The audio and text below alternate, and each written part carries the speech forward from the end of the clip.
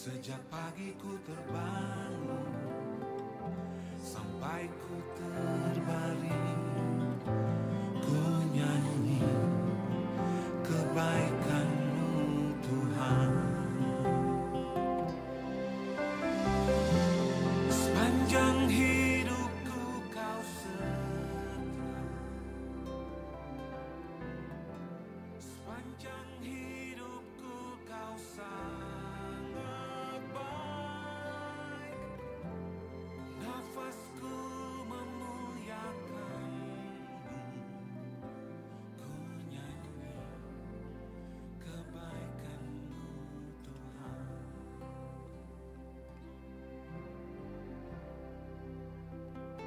Suara-Mu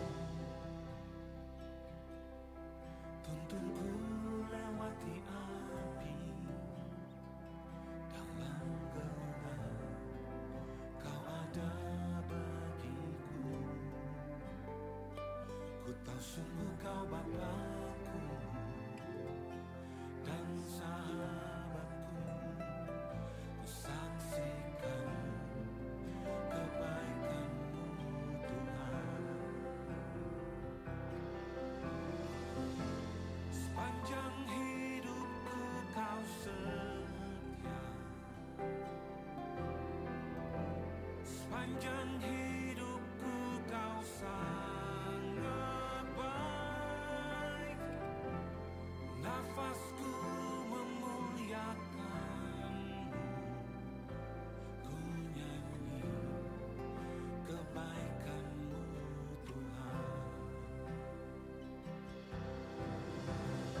Kebaikan-Mu Tuhan berkati hidupku. Kebaikan-Mu Tuhan sertai langkahku.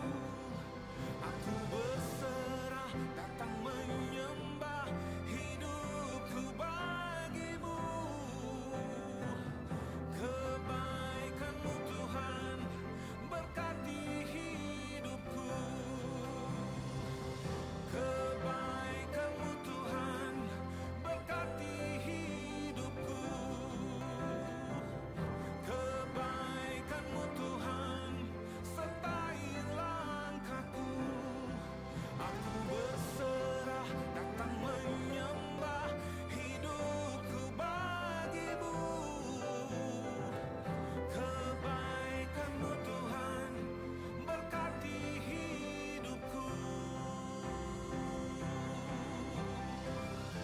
Sepanjang hidupku Kau setia, sepanjang hidupku Kau sangat baik. Nafasku memuliakan-Mu, ku nyanyi kebaikan-Mu Tuhan. Ku nyanyi kebaikan-Mu Tuhan.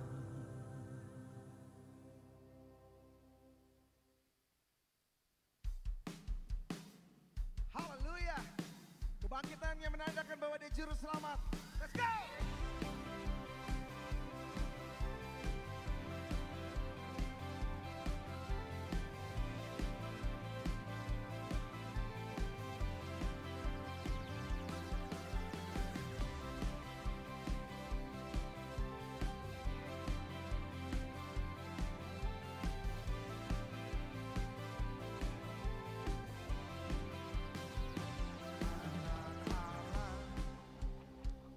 Yesus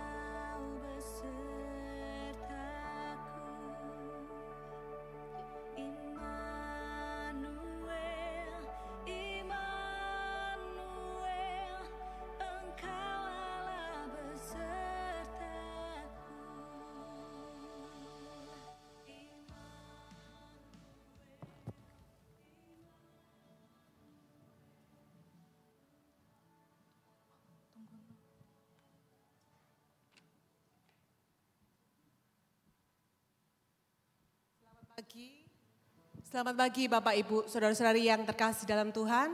Saya undang kita sikap berdiri, kita akan mengambil waktu teduh di hadapan Tuhan.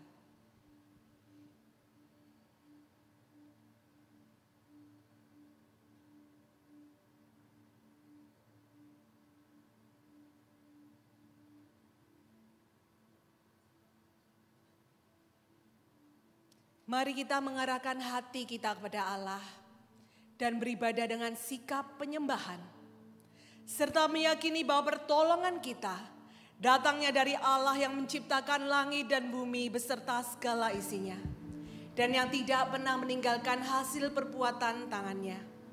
Turunlah kiranya atas kita kasih karunia dan damai sejahtera dari Allah Bapa, Allah Putra, dan Allah Roh Kudus. Amin. Jemaat Tuhan, saya persilakan untuk duduk kembali.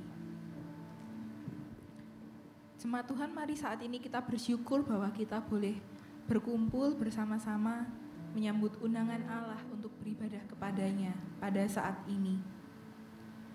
Aku mau bersyukur kepadamu di antara bangsa-bangsa ya Tuhan. Dan aku mau bermazmur bagimu di antara suku-suku bangsa. Sebab kasih-Mu besar mengatasi langit dan setia-Mu sampai ke awan-awan.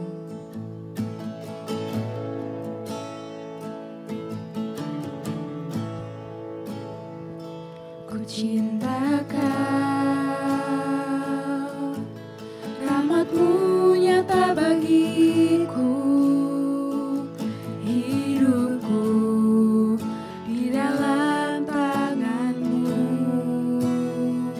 Sejak pagi ku terbangun sampai ku terbaring, ku nyanyi kebaikan-Mu Tuhan. Sepanjang hidupku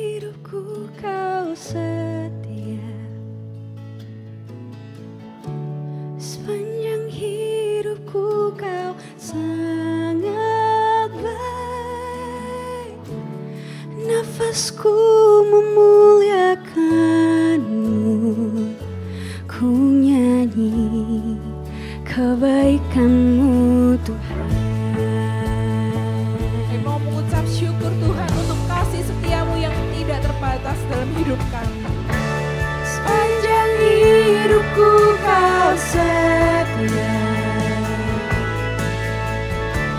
Sepanjang hidupku kau sangat baik. Nafasku memuliakanmu, ku nyanyi kebaikanmu Tuhan. Ku nyanyi kebaikanmu Tuhan.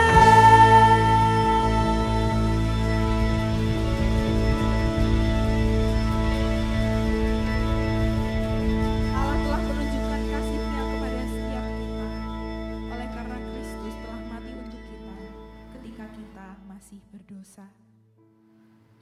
Allah mengasihi kita bukan karena kita sudah melakukan hal-hal yang baik di mata Tuhan. Saat kita mengingat kembali anugerah dan penyertaan Tuhan di sepanjang tahun ini, apakah kita telah dengan sungguh-sungguh menjalani hidup kita sebagai ungkapan syukur di hadapan Tuhan? Ataukah kita justru lebih banyak melakukan hal-hal yang mendukakan hati Tuhan? Mari jemaat Tuhan, saat ini kita mengambil waktu untuk berdoa, mengakui segala dosa dan pelanggaran kita kepada Tuhan.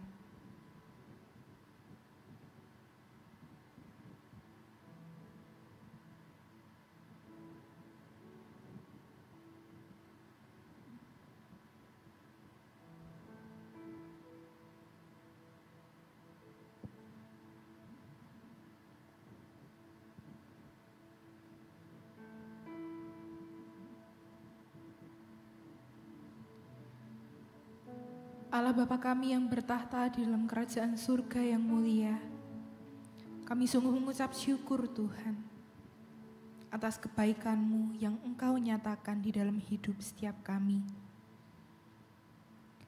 Di dalam suka dan duka, di dalam susah dan senang, Engkau selalu ada bersama-sama dengan kami. Bahkan Engkau rela mengutus putra-Mu yang tunggal, Tuhan Yesus Kristus, untuk datang ke dalam dunia, untuk menebus dosa-dosa kami. Ampuni kami Tuhan, saat kami seringkali mendukakan hati-Mu, melalui pikiran kami, perkataan kami, dan tingkah laku kami yang jahat. Kiranya Engkau berkenan Tuhan mengampuni setiap kami. Dan kiranya kasih-Mu yang besar itu menyucikan kami, menguduskan kami, sehingga kami dilayakkan untuk menyembah Tuhan pada saat ini. Kiranya hanya nama-Mu saja Tuhan yang kami muliakan dan kami tinggikan pada ibadah saat ini. Di dalam nama Tuhan Yesus Kristus, Allah dan penebus kami yang hidup, kami telah berdoa. Amin. Jemaat Tuhan, saya undang untuk bangkit berdiri. Dengarkanlah berita anugerah Allah. Demikianlah sekarang tidak ada lagi penghukuman bagi mereka yang ada di dalam Kristus Yesus. Sebagai ungkapan rasa syukur kita kepada Tuhan karena Kristus telah menebus kita semua, mari kita bersama-sama menyatakan pernyataan iman Eksodus yang berbunyi demikian. Kami percaya bahwa setiap kata dalam seluruh naskah asli Alkitab adalah diilhamkan oleh Allah, sehingga tidak mengandung kesalahan apapun, baik dalam hal iman, etika, sejarah, maupun ilmu pengetahuan. Karena diilhamkan oleh Allah, Alkitab merupakan standar kebenaran dan otoritas tertinggi dalam seluruh aspek hidup orang percaya, baik dalam hal doktrin maupun praktik hidup. Kami percaya kepada Allah Tritunggal, satu hakikat, tiga pribadi, pencipta segala sesuatu yang kelihatan maupun yang tidak kelihatan, yang dalam kedaulatannya yang mutlak dan pengetahuannya yang tak terbatas, telah menetapkan sejak kekekalan segala sesuatu yang akan terjadi. Kami percaya kepada Tuhan Yesus Kristus, pribadi kedua dalam Tritunggal, sebagai juru selamat satu-satunya, yang telah dan akan menamaikan setiap orang pilihan dengan Bapa. Penamaian itu hanya bisa dicapai melalui pengorbanan darah Tuhan Yesus Kristus di atas kayu salib. kematiannya, kebangkitannya, dan kenaikannya ke surga. Kami semua mempercayai dan dengan sangat rindu menantikan kedatangan Tuhan Yesus Kristus kembali ke dunia dalam kemuliaannya sebagai Hakim Agung yang akan menghukum orang-orang yang tidak percaya kepada namanya ke dalam neraka kekal, akan memberikan kehidupan penuh kebahagiaan di surga kekal bagi mereka yang percaya kepadanya. Kami percaya kepada Roh Kudus, pribadi ketiga dalam Tritunggal, yang melahirkan kembali setiap orang pilihan melalui kuasa Injil, memberikan iman kepada mereka, dan memimpin mereka dalam pengudusan hidup, sampai Tuhan Yesus datang kembali yang kedua. Kami menyadari bahwa semua manusia di luar Kristus adalah hamba dosa, yang tidak mungkin bisa mencapai standar kekudusan Allah, dan dengan demikian tidak mungkin bisa diselamatkan melalui perbuatan baik. Kami mengakui gereja universal, yang merupakan persekutuan orang percaya di segala tempat dan abad, yang mengambil komitmen untuk mencintai ibadah dan terlibat dalam pelayanan di gereja lokal, serta terus-menerus membangun kehidupan kerohanian pribadi yang sehat dalam kehidupan sehari-hari. Kami percaya bahwa gereja harus memprioritaskan dan terlibat secara aktif dalam misi Allah, guna mengabarkan Injil sampai ke seluruh dunia. Amin. Amin. Tuhan Yesus telah datang ke dalam dunia untuk menebus dosa kita. Bahkan Ia juga telah menang, mengalahkan maut bagi kita. Kebangkitannya membawa pengharapan yang baru bagi kita. Mari kita bersama-sama memuji nama Tuhan, Juru Selamat kita.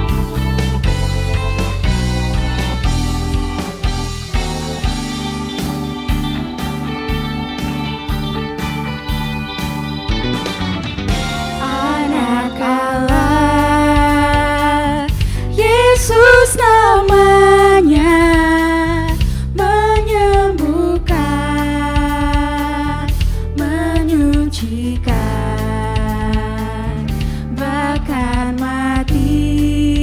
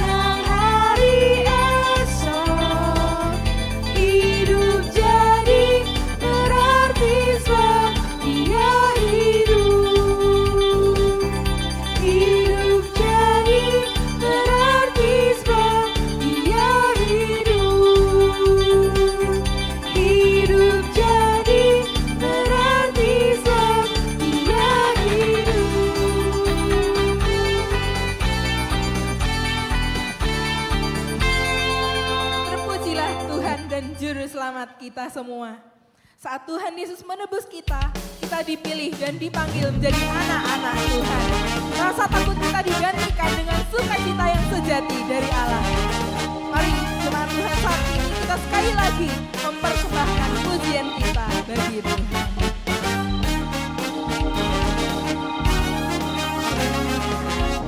Sukacitaku sembahkan hanya pada Tuhanku.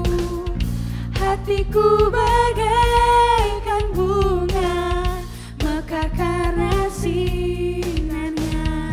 Awan maut ketakutan dianyahkan olehnya. Beri padaku sukacita, hatiku dicerahkan.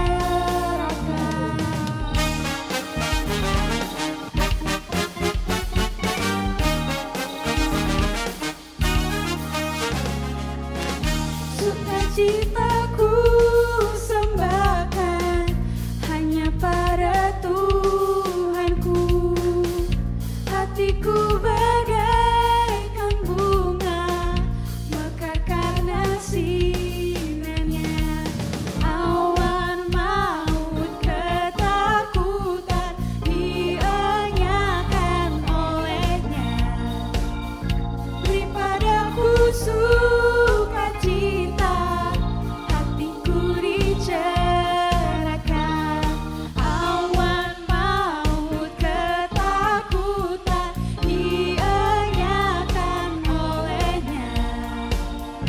Beri padaku sukacita, hatiku dicerahkan.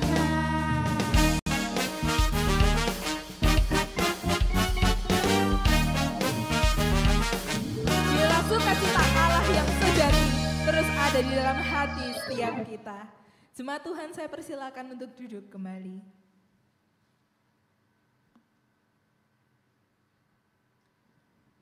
Yesus Kristus adalah Allah yang Immanuel, Allah yang selalu ada beserta dengan kita.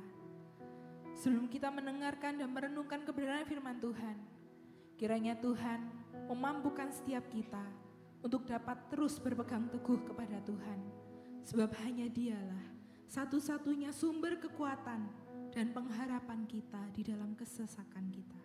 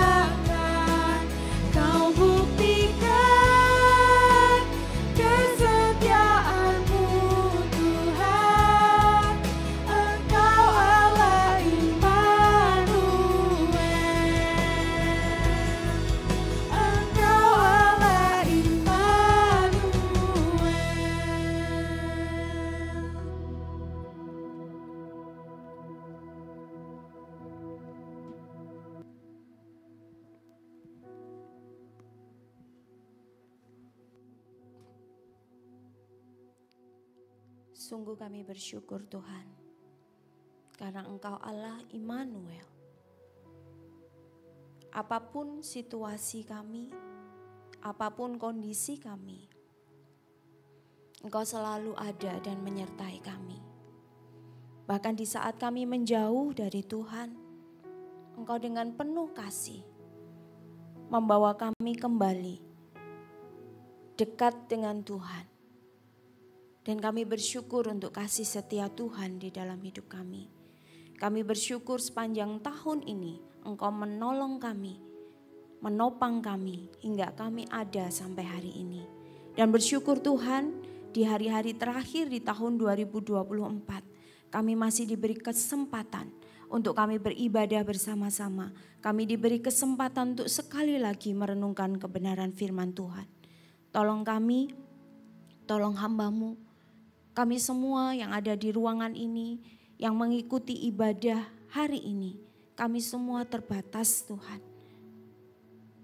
Kami tidak bisa memahami firman-Mu dengan kemampuan kami, bahkan kami tidak bisa melakukan firman-Mu dengan kekuatan kami sendiri.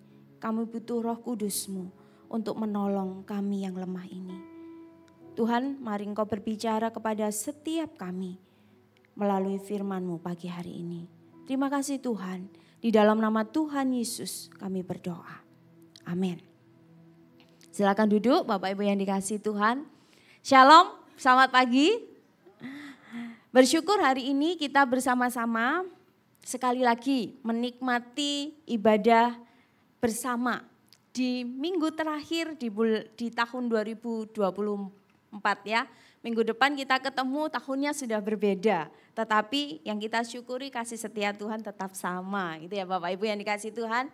Nah, hari ini kita akan bersama-sama kembali merenungkan kebenaran firman Tuhan, masih nuansa Natal, yaitu berita Natal bagi yang tertekan. Saya bercanda beberapa waktu yang lalu dengan beberapa jemaat gitu ya. Khususnya mereka yang sudah tahu tema ini, kemudian saya bilang, kok di akhir tahun ngomongnya tertekan ya, harusnya kan yang melegakan gitu. Di akhir tahun mau menyambut tahun baru harusnya melegakan gitu beritanya. Tapi ini kok berita bagi yang tertekan. Tapi ketika saya kembali merenungkan bagian ini, saya sangat terberkati Bapak Ibu yang dikasihi Tuhan. Kenapa? Karena pagi hari ini kita akan melihat bagaimana Tuhan berkarya di tengah-tengah bangsa yang begitu menjengkelkan. Bangsa yang begitu boleh dikatakan gak ada baik-baiknya gitu di hadapan Tuhan. Dan itu merefleksi di dalam diri saya bahwa saya ini juga seperti bangsa ini. Yang sebenarnya menjengkelkan. Mungkin Tuhan gitu sudah habis akal gitu terhadap diri saya. Tetapi sekali lagi berita hari ini memberikan kelegaan bagi saya. Dan saya harap setiap kita ketika bersama-sama merenungkan ini menjadi berita yang melegakan. Berita Natal yang melegakan bagi yang tertekan. Mari kita bersama-sama membaca Alkitab kita di dalam Yesaya pasal yang ke-7 ayat yang ke-10 sampai ayat yang ke-16. Yesaya pasal yang ke-7 ayat yang ke-10 sampai ayat yang ke-16.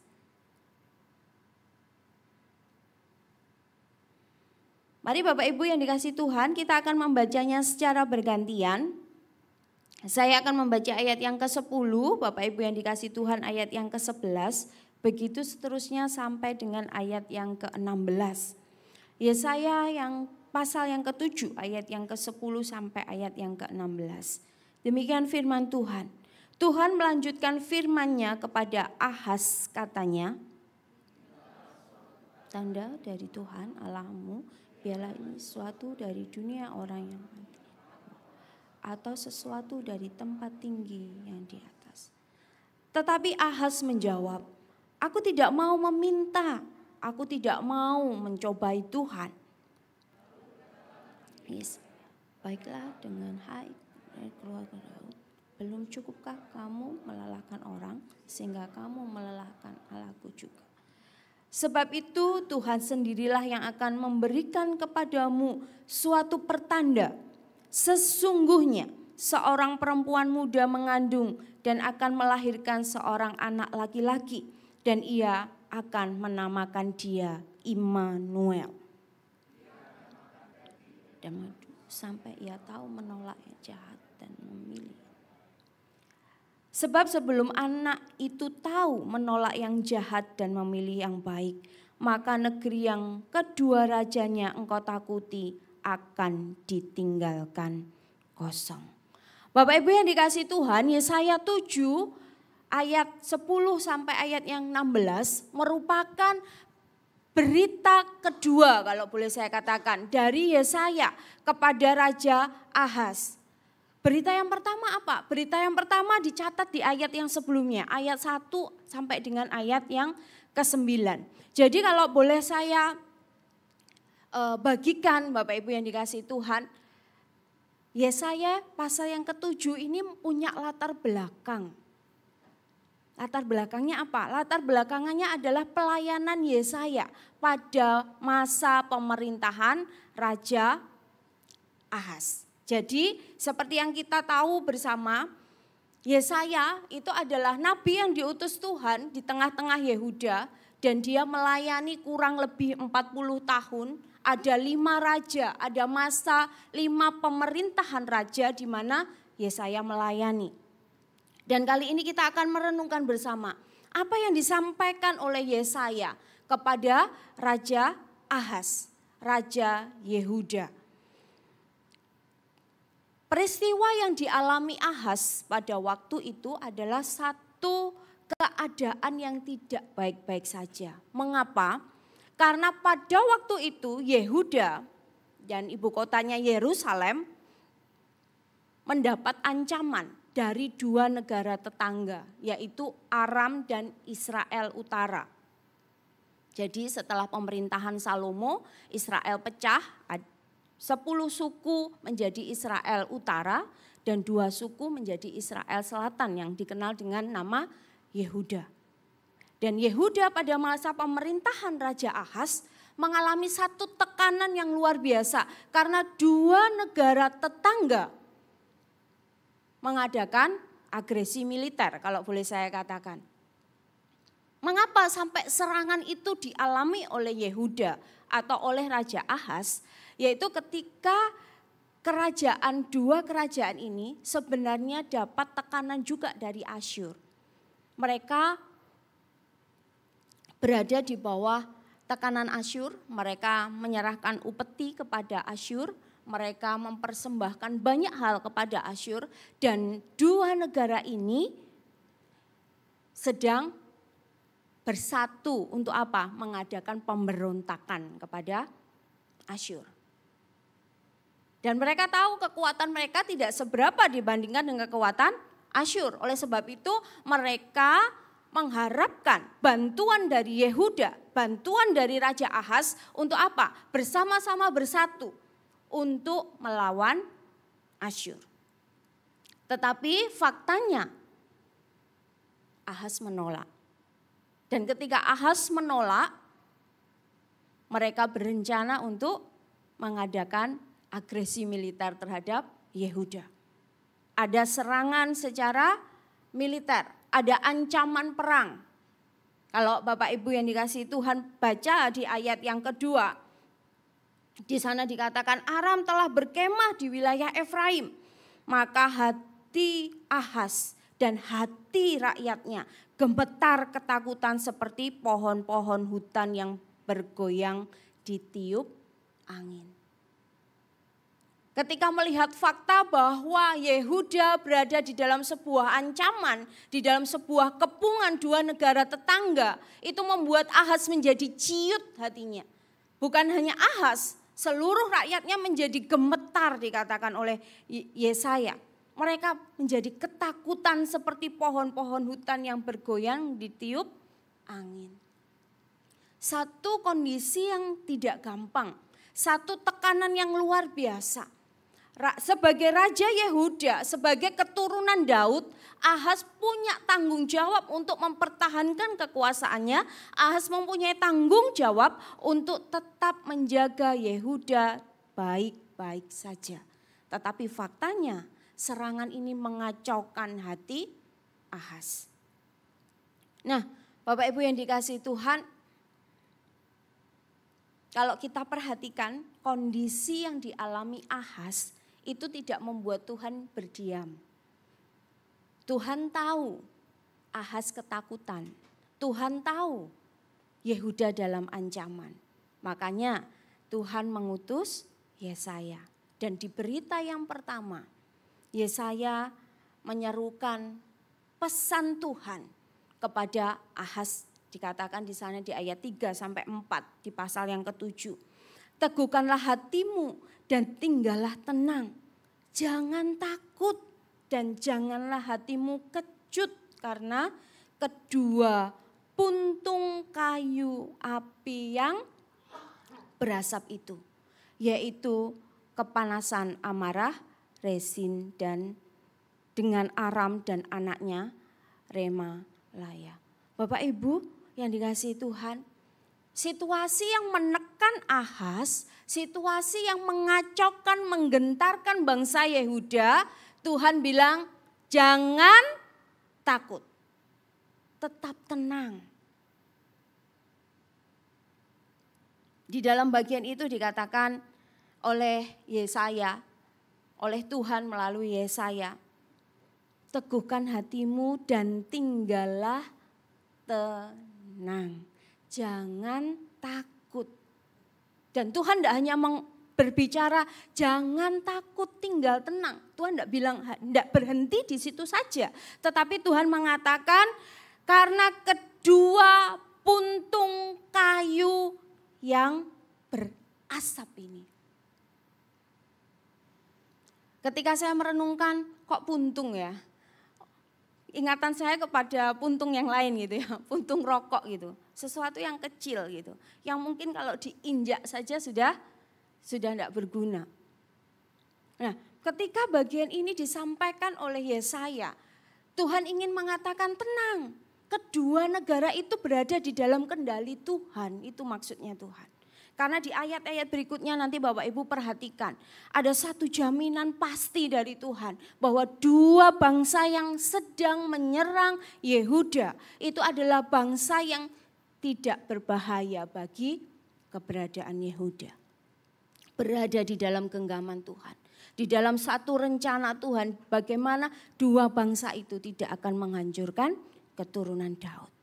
Nah, Bapak Ibu yang dikasihi Tuhan, berita yang dibawakan oleh Yesaya ini merupakan berita yang melegakan seharusnya. Ketika kita berada di dalam sebuah ketakutan, ketika kita berada di dalam sebuah keberadaan yang tidak baik-baik saja, ada perkataan yang menenangkan, jangan takut. Dan perkataan ini keluar bukan dari pribadi yang biasa-biasa saja. Ini keluar dari Allah sendiri. Saya teringat satu cerita Bapak Ibu, bukan cerita sih, pengalaman. Ketika dulu anak saya masih TK gitu, terus papahnya harus pergi keluar. Kalau saya tidak salah ingat, waktu itu ada acara sinode bersama Pendeta Yohanes Dodik dan juga Pak Samuel, mungkin jemaat yang lama masih mengingat dua hamba Tuhan itu pergi ke Jogja, acara sinode. Terus papahnya pesan, jaga mama ya. Nah waktu itu hujan deras Bapak Ibu, saya ingat sekali. Terus dia peluk saya, mama jangan takut ya. Kalau anak saya yang berkata begitu mungkin saya sebagai ibu bilang, oh so sweet banget gitu. Tapi mungkin bukan sesuatu yang menenangkan ketika saya takut. Kenapa? Karena dia anak kecil. Anak yang harusnya saya lindungi tapi mengatakan jangan takut ya mama. Itu kan hanya sebuah perkataan manis gitu. Anak kepada mamahnya yang sebenarnya anak ini juga tidak memiliki kekuatan apa-apa gitu menjaga mamahnya waktu itu. Kalau yang mengatakan kepada Ahaz, Seperti anak saya berkata kepada saya, mungkin Ahaz bisa menjadi kecut hati. Apa sih? Emang kamu bisa apa? Memang kamu bisa berbuat apa? Tetapi ini yang mengatakan Tuhan loh. Tuhan yang memberi janji kepada nenek moyangnya yaitu Daud bahwa kerajaan Yehuda, keturunan Daud akan tetap ada selama-lamanya. Tetapi apa yang terjadi? Ahaz tetap kecut hati. Berita yang melegakan itu tidak diresponi dengan baik oleh Ahaz. Padahal berita ini berita yang harusnya menenangkan. Mengapa Bapak Ibu berita ini yang menenangkan? Yang pertama adalah berita ini memiliki satu muatan atau memiliki satu jaminan pasti bahwa semuanya akan berlalu.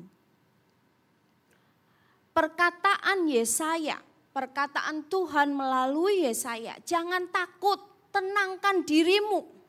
Itu adalah perkataan Tuhan kepada Ahaz dan itu mengandung sebuah arti bahwa ada satu jaminan pasti bahwa Tuhan akan menjaga Yehuda tetap baik-baik saja.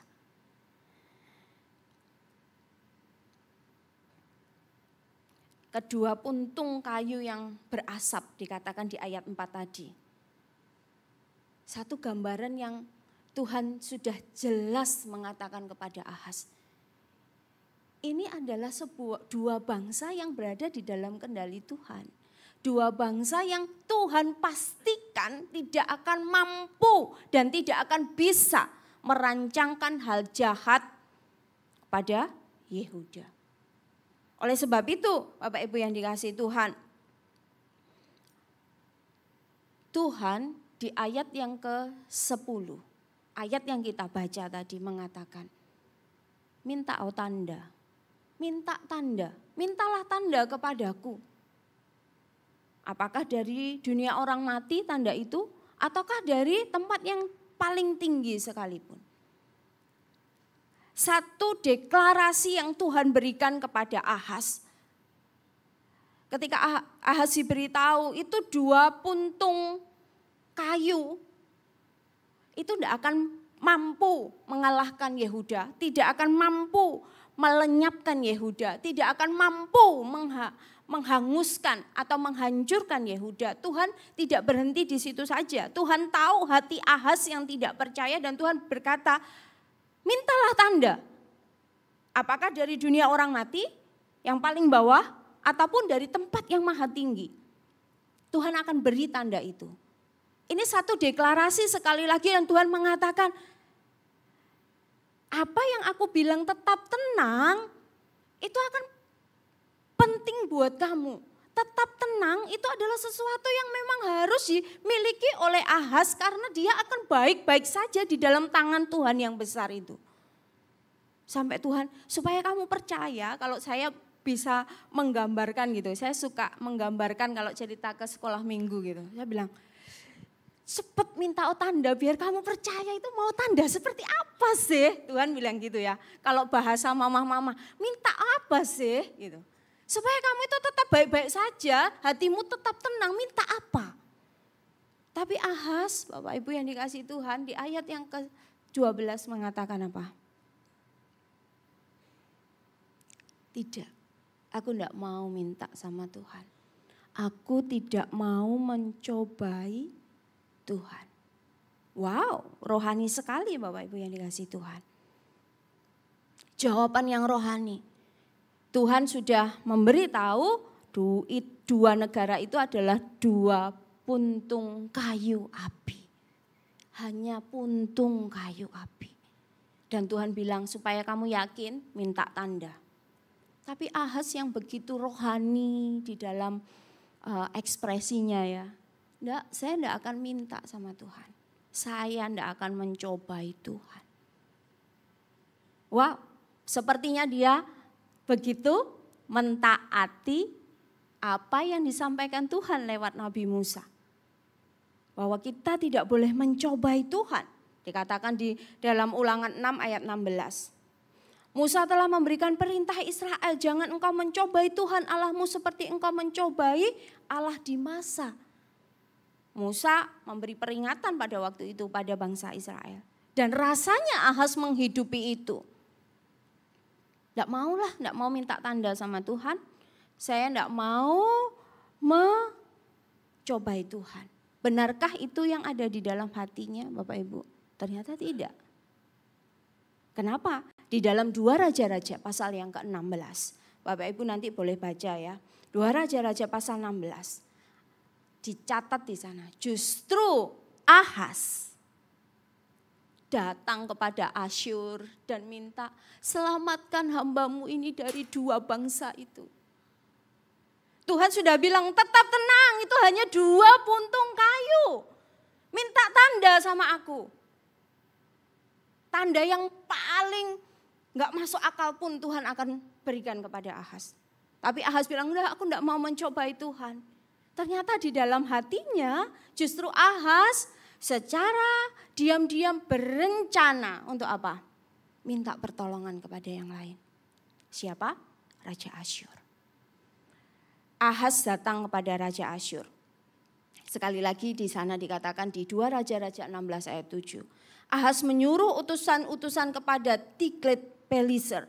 Raja Asyur mengatakan, aku ini hambamu dan anakmu, majulah dan selamatkanlah aku dari tangan Raja Aram dan dari tangan Raja Israel yang telah bangkit menyerang aku.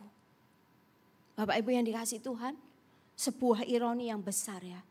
Ketidakpercayaan kepada Allah disamarkan dengan alasan rohani. Dan kalau kita lihat sungguh hati manusia menyimpan kedalaman yang mengerikan.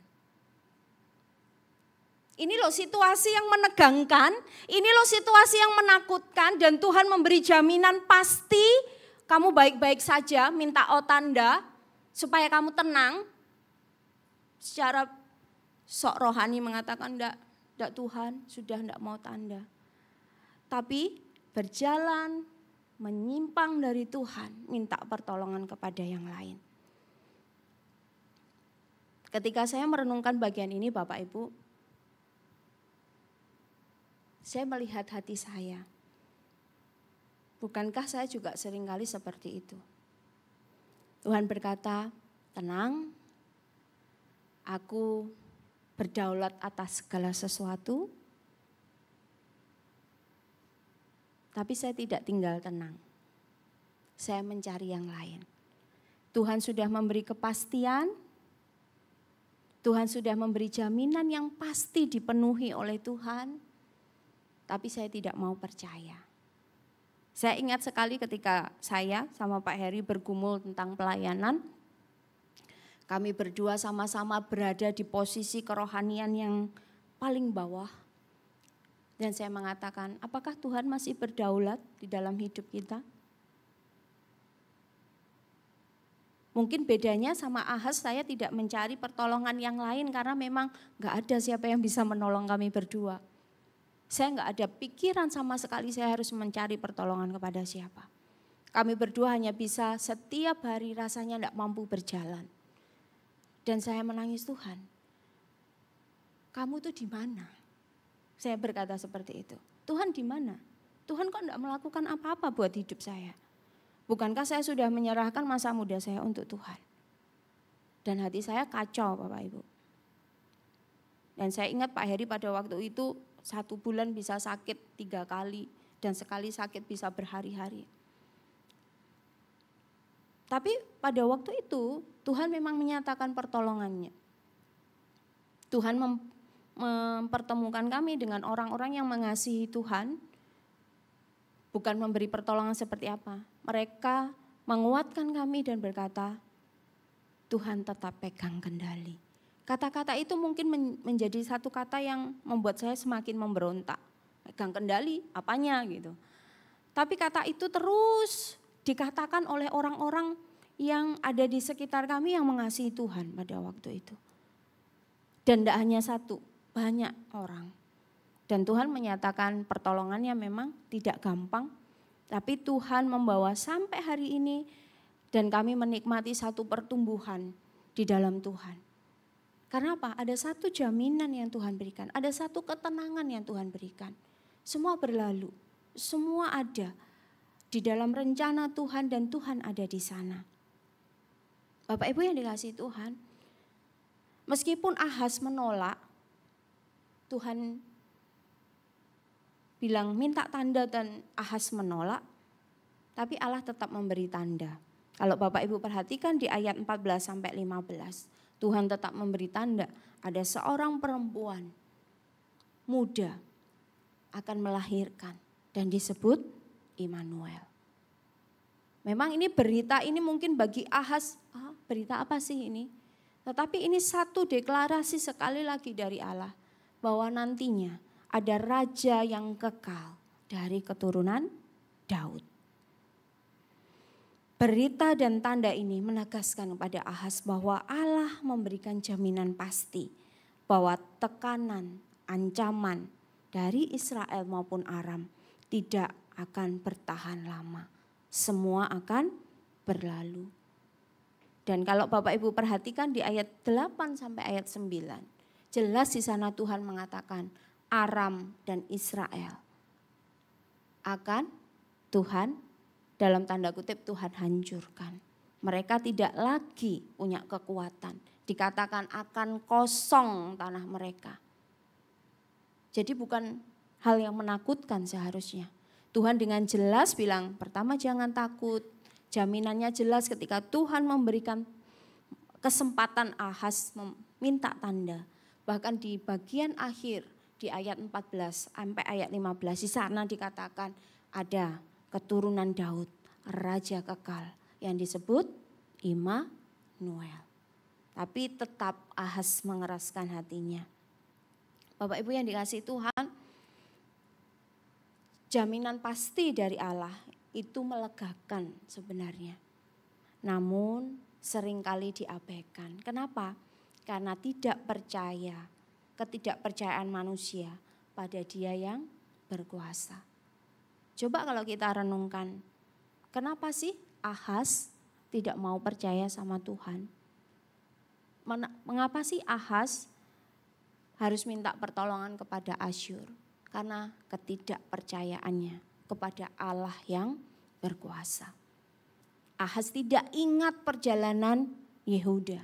Allah tidak ingat bagaimana bangsanya di tahun-tahun sebelumnya. Bagaimana nenek moyangnya ditopang oleh Tuhan. Dan Ahaz tidak percaya bahwa Tuhan sanggup menopangnya. Bapak Ibu yang dikasihi Tuhan, ketika kita berkata tentang berita Natal bagi yang tertekan, kita diingatkan lagi bahwa hidup kita itu berada di dalam tangan Allah yang besar. Kita diingatkan lagi bahwa hidup kita dikontrol oleh Allah. Bukan berarti kita tidak memiliki kebebasan, tetapi ada satu tangan Tuhan yang besar itu yang menopang kita. Di tengah tekanan, kita seringkali menggenggam apa yang bisa membuat kita lega, Bapak Ibu. Namun kita lupa membiarkan diri kita digenggam oleh tangan Allah yang penuh damai. Ahaz tidak percaya jaminan pasti dari Allah. Kenapa? Karena dia menganggap Asyur lebih memiliki kekuatan untuk menolong dia. Masih ada Asyur yang menopang dia. Masih ada kekuatan lain yang menolong dia. Di dalam tekanan sekali lagi. Mungkin slide selanjutnya saya bisa ditolong. Di tengah tekanan kita sering kali menggenggam apa yang terlihat bisa membuat kita lega. Namun lupa membiarkan diri digenggam oleh tangan Allah yang penuh damai. Bapak Ibu yang dikasihi Tuhan, Allah kita berdaulat penuh di dalam hidup kita. Dan Dia senantiasa menggenggam tangan kita. Tapi kitalah yang seringkali mengabaikan dan pengen menggenggam yang lain. Pengen menggenggam kekuatan kita, pengen menggenggam kekayaan kita. Bahkan orang tua pengen bergantung kepada anak-anak.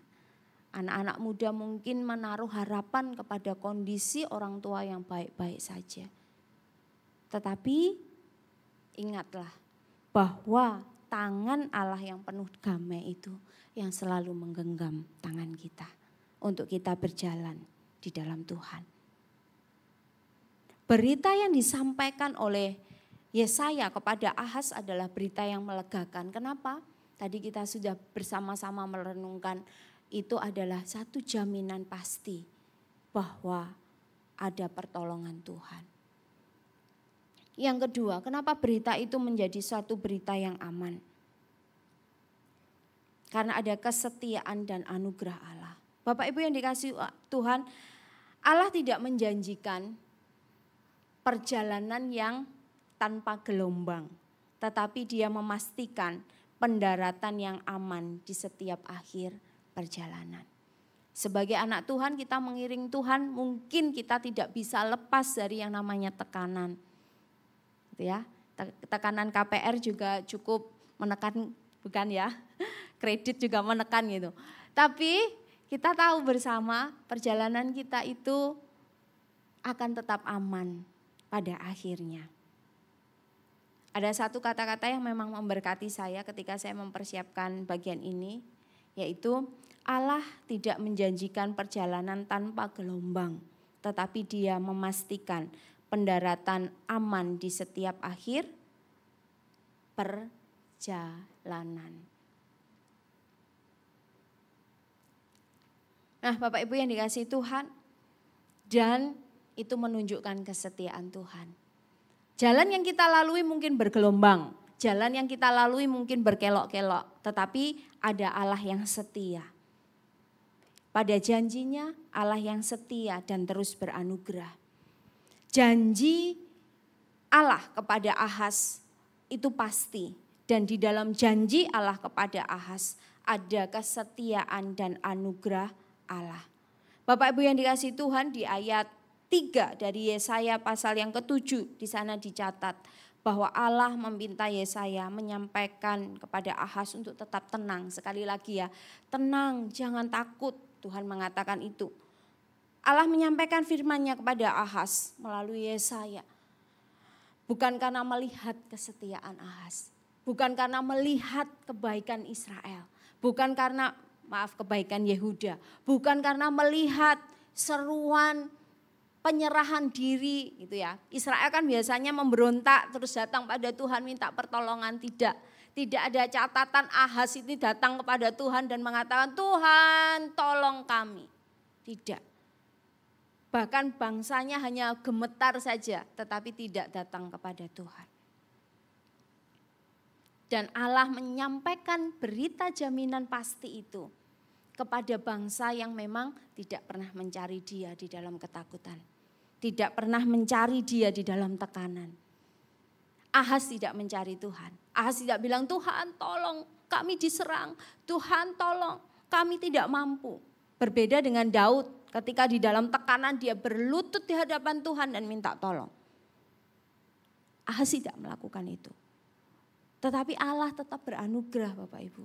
Allah tetap beranugerah, Allah tetap menunjukkan kasih setianya. Sekalipun Ahaz tidak melakukan yang baik di hadapan Tuhan. Sekalipun Ahaz memanipulasi Tuhan dengan perkataan rohani, tidak mau aku minta tolong sama Tuhan. Tidak mau aku minta tanda sama Tuhan karena aku tidak mau mencobai Tuhan. Dan akhirnya Yesaya mengatakan, hai keturunan Daud, tidakkah engkau sudah melelahkan orang? Masakan engkau sekarang melelahkan Allahku? Maksudnya bukan Allah lelah untuk mengerjakan apa yang terbaik bagi Yehuda, tetapi lelah dengan kerohanian yang dimanipulasi oleh Ahaz. Satu seruan yang mengejutkan. Yesaya bukan bilang begini Bapak Ibu, hei Ahaz, bukan. Hei keturunan Daud. Kenapa harus disebut keturunan Daud? Nah ketika saya merenungkan bagian ini, wow keren, Tuhan bilang kayak keturunan Daud. Tuhan Yesaya ingin mengejutkan Ahaz, kamu ini keturunan Daud. Ada satu perjanjian antara Allah dengan Daud bahwa keturunan Daud akan memerintah sampai selama-lamanya. Yesaya mengingatkan itu dengan kekesalannya dalam tanda kutip ya Bapak Ibu. Tetapi ternyata Ahaz juga enggak paham dengan maksudnya Yesaya. Sampai akhirnya Yesaya menyampaikan apa yang menjadi tanda dari Tuhan. Tentang kehadiran Immanuel. Dan kita percaya itu berita tentang kelahiran Kristus. Tidak ada alasan bagi Allah Bapak Ibu memberikan tanda bagi Ahaz sebenarnya. Tidak ada poin plus yang membuat Tuhan memperhitungkan Ahaz harus diberi tanda supaya tetap tenang. Tidak. Tetapi Allah ingat perjanjiannya dengan Daud. Allah ingat perjanjian yang pernah diucapkan bahwa dari keturunan Daud akan lahir raja yang memerintah selama-lamanya. Allah memberi jaminan kepada Ahaz untuk tenang. Bukan karena Ahaz baik, bukan karena Ahaz berseru kepada Tuhan. Tetapi Tuhan tahu bahwa dari keturunan yang tegar tengkuk inilah akan lahir juru selamat. Nah Bapak Ibu kalau kita perhatikan dari sini. Bangsa yang tegar tengkuk tetap ada anugerah. Bangsa yang tidak pernah bilang Tuhan tolong. Dalam masa pemerintahan Ahaz, di sana ada Tuhan. Dan kalau saya melihat catatan perjalanan pelayanan Yesaya terhadap Ahaz, masa pemerintahan Ahaz. Yesaya loh yang proaktif, selalu proaktif. Menyampaikan ini loh maunya Tuhan, ini loh maunya Tuhan. Tidak ada satu masa di mana dia datang kepada Tuhan. Bahkan di raja-raja di awal pencatatan dijelaskan. Ahaz tidak melakukan yang tidak benar di hadapan Tuhan. Dia mengikuti nenek moyang melakukan yang jahat di hadapan Tuhan. Bahkan dicatat di sana dia mengikuti kejahatan dari raja-raja bangsa-bangsa lain. Tidak ada nilai plus, tapi Tuhan tetap memberi tanda. Tuhan tetap beranugerah. Tuhan tetap menyerukan kepada Ahaz, datang. Aku memberi jaminan, tenang, aku ada buat Yehuda. Nah, Bapak Ibu yang dikasihi Tuhan, kalau kita renungkan di dalam hidup kita, bukankah kita seringkali juga seperti itu? Kita ketika dalam tekanan, seringkali kita hanya memikirkan solusinya apa ya? Apa yang bisa kita kerjakan? Apa yang masih kita punya? Kekuatan apa yang bisa kita jadikan alat untuk memberi jalan keluar dari tekanan yang ada? Kita lupa untuk memakai lutut kita dan membiarkan Tuhan bekerja. Kita lupa memakai lutut kita dan berkata, Tuhan tolong. Kita lupa memakai lutut kita, hati kita untuk apa? Untuk Tuhan, aku berserah. Aku tidak bisa berbuat apa-apa lagi. Bahkan ada masanya ketika kita bilang Tuhan aku berserah. Tetapi ketika bilang Tuhan aku berserah, pikirannya itu apa ya yang bisa dijadikan solusi. Itu tidak salah Bapak Ibu. Tuhan bisa memakai akal budi kita untuk memberikan kita ide, memberikan kita cara untuk memberi solusi pada apa yang kita alami. Tetapi waktu untuk kita duduk tenang dan membiarkan Tuhan bekerja, membiarkan Tuhan mengoreksi hati kita, itu kadang kita abaikan. Bahkan ada satu perkataan, aku tidak bisa berdoa. Dan memang ketika kita tidak bisa berdoa, ada waktunya memang kita harus berdiam diri untuk berdoa. Bapak Ibu yang dikasihi Tuhan, jika Tuhan melihat dosa-dosa kita seperti Tuhan melihat Ahaz, Tuhan punya alasan yang kuat untuk meninggalkan kita. Seberapa sering kita bilang Tuhan ampuni, tapi diulang lagi. Seberapa sering kita seperti Ahaz yang bilang Tuhan aku percaya, tetapi di dalam hati kita tidak percaya. Seberapa sering kita seperti Ahaz, Tuhan aku mau tetap tenang, tidak mencobai Tuhan. Tapi kita mencari pertolongan di luar Tuhan. Nah Bapak Ibu yang dikasihi Tuhan, mari kita bersama-sama belajar mengingat kembali di dalam kesesakan.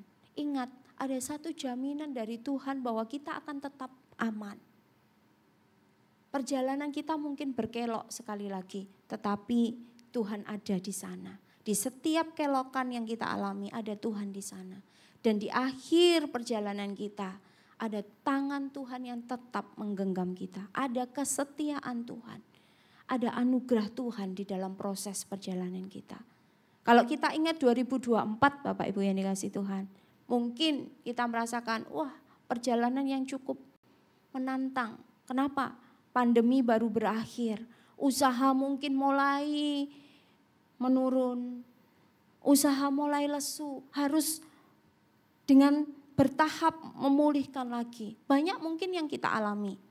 Tetapi satu hal yang pasti Tuhan tidak pernah membiarkan kita sendirian. Tuhan selalu menyertai kita. Nah, Bapak Ibu yang dikasihi Tuhan, yang terakhir saya ingin mengatakan ini. Yesus Kristus adalah tanda nyata kasih Allah yang hadir dalam sejarah manusia. Membawa terang bagi mereka yang terjebak dalam ketakutan dan penderitaan akibat dosa. Seringkali kan kita sudah diserukan kan sama Pak Yakub. Kehadiran Kristus menyelesaikan ketakutan manusia yang terbesar, yaitu apa? Ketakutan yang terbesar manusia? Kematian. Kalau masalah yang terbesar? Dosa. Tuhan sudah memberi solusi dengan kehadirannya di kayu salib. Kehadiran di dunia hingga dia mati di kayu salib. Cerita Ahaz menjadi satu refleksi buat kita Bapak Ibu. Bahwa kasih Allah itu tidak pernah diukur dari kebaikan kita. Anugerah Allah tidak pernah diukur dari seberapa yang kita kerjakan untuk Allah. Tetapi kesetiaan dan anugerah Allah tetap ada sampai akhir perjalanan hidup kita. Mari kita berdoa. Tuhan, kami bersyukur untuk pagi hari ini. Kalau kami melihat diri kami tidak jauh lebih baik dari Ahaz. Jika kami melihat keberadaan kami sama jahatnya dengan bangsa Yehuda. Tetapi kasih yang sama selalu Engkau nyatakan.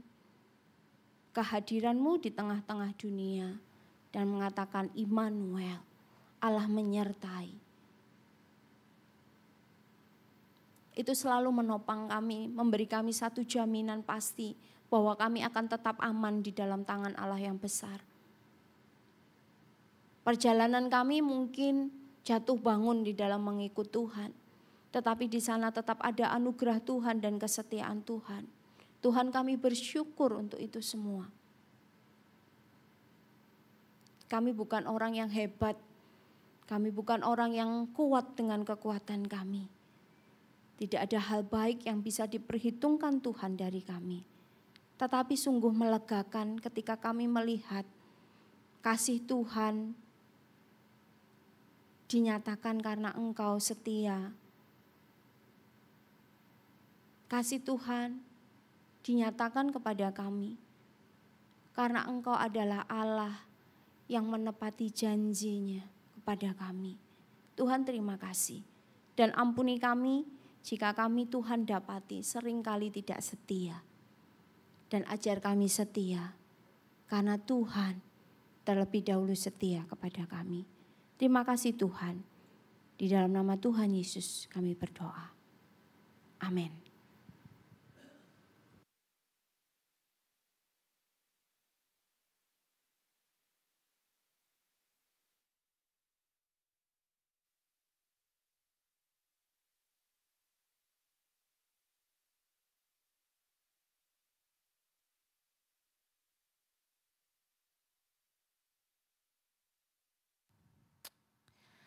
Karena itu saudara-saudara, demi kemurahan Allah aku menasihatkan kamu supaya kamu mempersembahkan tubuhmu sebagai persembahan yang hidup, yang kudus dan yang berkenan kepada Allah.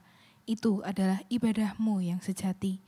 Jemaat yang terkasih, kini tiba saatnya untuk kita mempersiapkan persembahan kita sebagai ungkapan syukur kita kepada Tuhan.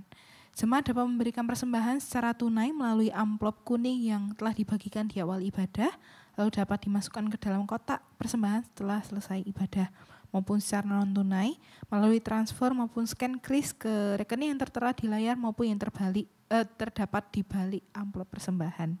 Dan sambil kita mempersiapkan persembahan kita, selamat menyaksikan Warta Gereja minggu ini. Welcome to Reform Exodus Community. This is our church, this is our home. Kami ucapkan selamat datang bagi Anda yang baru bergabung hari ini. Jika Anda ingin lebih mengenal REK, silahkan dapat menghubungi nomor berikut ini. Terima kasih untuk dukungan doa dan dana dari Anda. Saat ini telah lunas biaya untuk pembangunan pagar tembok, lokasi SD, dan mes guru. Mari dukung dalam doa dan dana. Saat ini masih diperlukan beasiswa untuk 5 calon guru yang akan melayani di Sekolah Kristen Exodus Sorong. Bagi Anda yang rindu berpartisipasi dalam proyek ini, silakan dapat menghubungi Ibu Venisa. Kami mengundang Bapak Ibu Saudara Jemaat dan simpatisan REK untuk meluangkan waktu sejenak mengisi form survei mengenai kehidupan doa dan baca Alkitab atau renungan jemaat. Masukan Anda sangat berarti untuk membantu kami memahami dan mendukung pertumbuhan rohani bersama. Silakan akses form survei melalui tautan berikut ini. Terima kasih atas perhatian dan partisipasi Anda. Tuhan Yesus memberkati.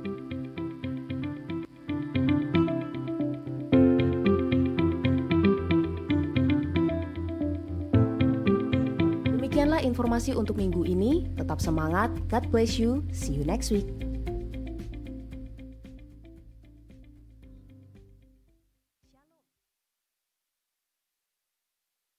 Pengumuman yang ingin saya tegaskan pada saat ini, kita bersyukur Camp Gap yang edisi Natal kemarin berjalan dengan baik dari tanggal 25 sore sampai kemarin siang. Dan Camp Gap akan kembali dilaksanakan pada bulan Maret Bapak Ibu. Jadi ini adalah edisi libur lebaran ya, kurang lebih di tanggal-tanggal itu. Nah, bagi Bapak Ibu yang sudah menyelesaikan DG1, mari saya mengundang untuk kita bisa mengikuti Camp Gap ini, segera daftarkan diri karena peserta untuk edisi ini itu akan cukup banyak ya Bapak Ibu. Jadi dari berbagai REK itu kalau dihitung-hitung seharusnya nanti pesertanya bisa mencapai 100 lebih. Jadi segera mendaftar, seandainya nanti ada pembatasan tempat, Bapak Ibu sudah terlebih dahulu terdaftar begitu. Nah, lalu yang berikutnya adalah survei yang diadakan oleh bidang pengajaran. Kami ingin mengetahui sejauh mana Bapak Ibu memiliki kehidupan kerohanian, kehidupan doa, baca Alkitab begitu. Jadi Bapak Ibu bisa mengisi survei yang diberikan ini melalui tautan yang sudah disediakan. Silakan, data Bapak Ibu akan sangat berguna bagi kami bidang pengajaran untuk memberikan pelayanan yang lebih baik lagi. Lalu yang berikutnya adalah kesempatan melayani bersama-sama di tempat ini. Kita yang sudah belajar di tempat ini, kita yang sudah bertumbuh di tempat ini, kita yang sudah merasakan bagaimana Tuhan juga sudah menopang kita. Ini adalah satu kesempatan bagi kita mengambil bagian pelayanan.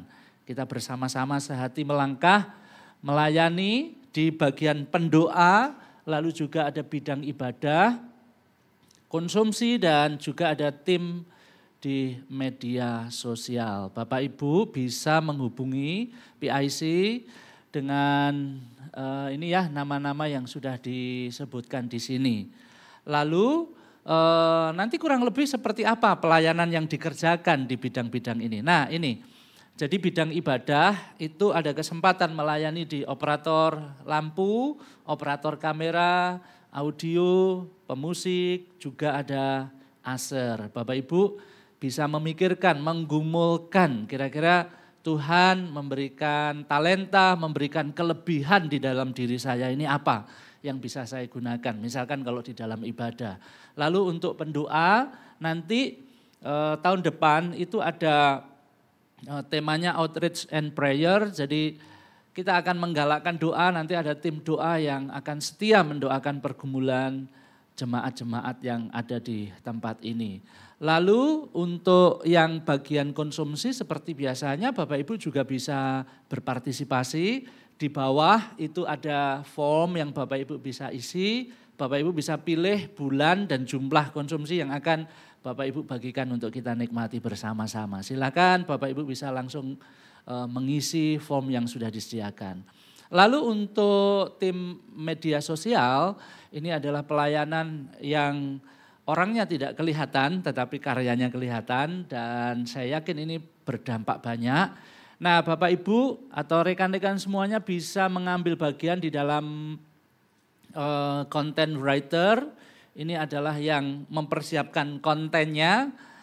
Lalu juga ada kesempatan di bagian desainer grafis atau video editor. Nah ini yang mengemas dari hasil tulisan, dari hasil pemikiran para penulis dalam tampilan atau gambar yang menarik yang ditampilkan di medsos. Nah ini satu pelayanan sekali lagi orangnya tidak terlihat tetapi dampaknya cukup besar bagi mereka yang ada di dunia maya, yang ada di media sosial sekarang ini.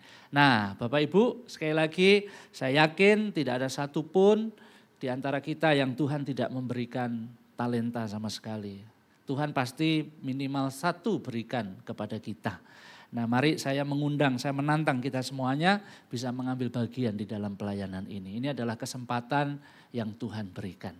Baik, sebelum kita berdoa bersama-sama, saya memberi kesempatan apakah ada yang baru pertama kali beribadah di tempat ini bisa mengangkat tangan sebentar jikalau ada. Jikalau tidak ada, saya mengundang semua bangkit berdiri, mari kita berdoa bersama-sama Bapak Ibu. Menyerahkan untuk bangsa negara kita, terutama di dalam ketahanan pangan, di saat musim yang tidak menentu ini biarlah Tuhan yang menolong dan memberkati. Dan kita juga berdoa menyerahkan untuk pelaksanaan program yang sudah tersusun di tahun 2025. Biarlah Tuhan menolong jemaat, pengurus, hamba Tuhan, REK melaksanakan semuanya ini. Mari kita berdoa. Kami mengucap syukur Tuhan untuk pertolongan dan kasih setia-Mu. Kami mengucap syukur kesempatan Tuhan berikan bagi kami. Memberikan ucapan syukur bagi-Mu melalui persembahan ini. Ya Tuhan kami menyerahkan biarlah Engkau yang memberkati. Uang yang kami kumpulkan ini, harta yang kami kumpulkan ini. Tuhan yang akan memakai untuk mendukung pekerjaan pelayanan di tempat ini. Kami berdoa menyerahkan untuk anak-anak-Mu yang mengelola. Tuhan Engkau memberkati mereka. Engkau juga yang memberkati terus menerus anak-anak-Mu yang sudah memberikan persembahan ucapan syukur ini. Tuhan pada saat ini kami juga berdoa menyerahkan bangsa negara kami.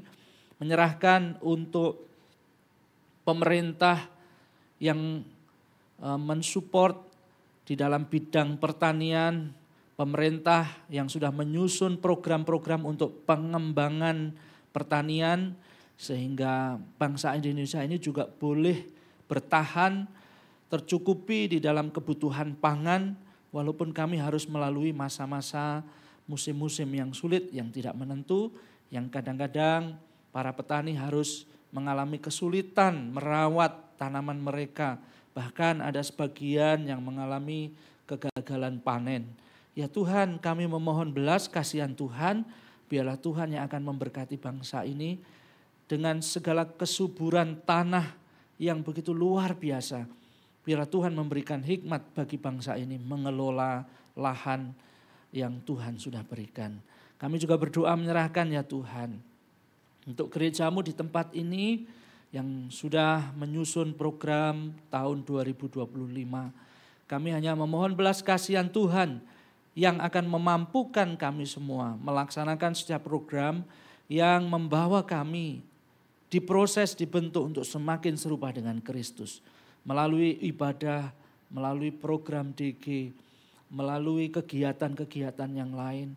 Ya Tuhan biarlah Engkau yang menolong kami. Tuhan yang akan memberikan hikmat dan kekuatan. Terima kasih ya Tuhan. Inilah doa ucapan syukur kami yang kami naikkan dalam nama Tuhan Yesus Kristus. Amin. Mari kita pujikan doksologi.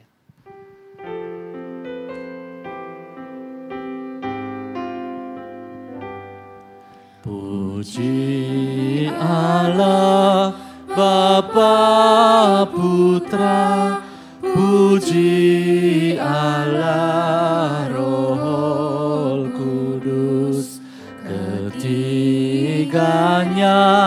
yang esa, pohon selamat, sumber berkat.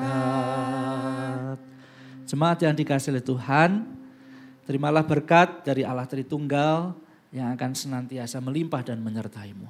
Kiranya Allah Bapa yang menciptakan langit dan bumi, Dialah Allah yang akan menjagai dan melindungimu hari lepas hari. Kiranya Tuhan Yesus Kristus, Juru Selamat kita yang agung, yang telah rela mengorbankan nyawanya di atas kayu salib. Tuhan Yesus yang akan melimpahkan damai sejahtera di dalam setiap kehidupanmu. Kiranya Allah Roh Kudus yang Allah telah berikan dan meteraikan di dalam hatimu, benar-benar nyata. Engkau rasakan pertolongannya, engkau rasakan bimbingannya. Allah Roh Kudus yang akan juga memberikan kekuatan dan penghiburan. Segala hal yang baik dan manis dari Allah Tritunggal ini, biarlah dilimpahkan bagimu dan terimalah di dalam nama Tuhan Yesus Kristus. Amin.